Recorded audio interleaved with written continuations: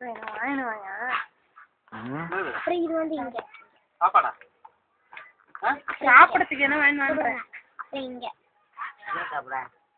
அப்புறம்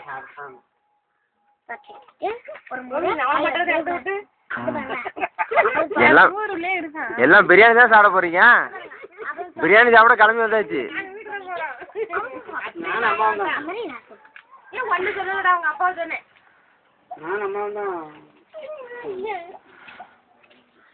சந்தோஷ் ரொம்ப பிஸியா இருக்காரா?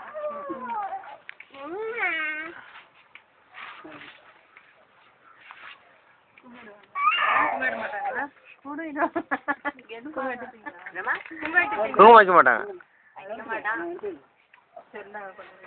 பாப்பாக்கு பிறந்த நாள் வச்சிருக்கோம். என்ன தனித்தனியா வந்து கூட்டிட்டு வந்துருங்கண்ணா. நாளைக்கு காலையில போன வாரம் உள்ள ஆகிட்டு தான் நாளைக்கு காலையில பிரியாணி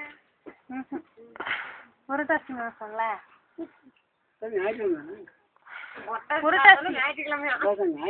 ஃபுல்லா சாப்பிட மாட்டாங்க. இவங்க சாப்பிடுவாங்க ஆனா அவங்க சொந்தக்காரெல்லாம் சாப்பிட மாட்டாங்கன்னு சொல்ல.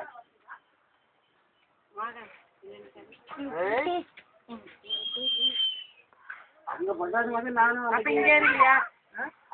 டெய்லி சந்தோஷம் பாத்து இருக்கியா? கவிதா என்ன ஃபோன் பண்ணுச்சு? காலைல வந்து சாயந்தரம் போயிட்டு டியூட்டி பாரு.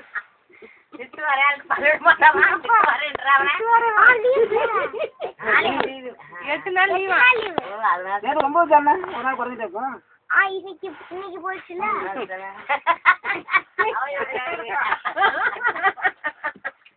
அது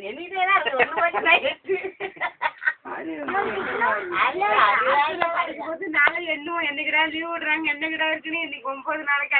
செவ்வாய்க்கிழமையா புதன்கிழமை ஆயிட்டு போச்சு. அப்போ உனக்கு லீவு தானே? போயிட்டு வந்துடுவேன். 5ஆம் தேதி லீவு, 4ஆம் தேதி அப்படியே வந்துடுவேன். இதுக்கு முன்னாடி எக்ஸாம் எத்தனை நாள் லீவ் உனக்கு? 2 நாள். என்னப்பா இது பாருங்களா 2 நாள் லீவு கிடைச்சது கரெக்டா.